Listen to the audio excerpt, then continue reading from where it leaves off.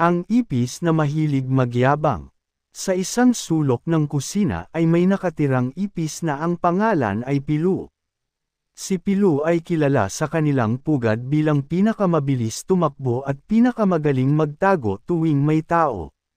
Dahil dito, palagi niyang ipinagyayabang ang kanyang galing sa ibang mga ipis. Ha! Wala kayong panama sa akin. Kahit anong sapak ng tsinelas, hindi ako matatamaan.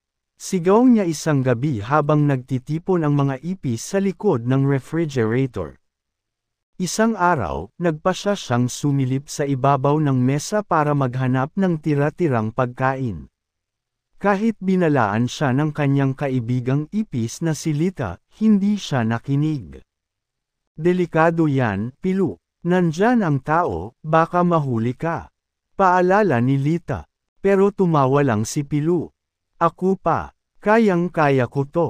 Habang abala siya sa paggapang sa mesa, bigla siyang nakita ng tao. Bago pa siya makatakbo, isang malakas na hampas ng tsinelas ang dumapo sa mesa, blag. Napinsala si Pilu. Sa awa ng tao, itinapon na lang siya sa labas ng bahay. Sugatan at hindi na makatakbo gaya ng dati, napagtanto ni Pilu ang kanyang pagkakamali. Aral ng kwento. Huwag maging mayabang.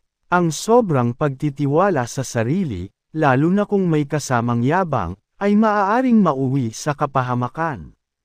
Maging mapagpakumbaba at makinig sa payo ng iba.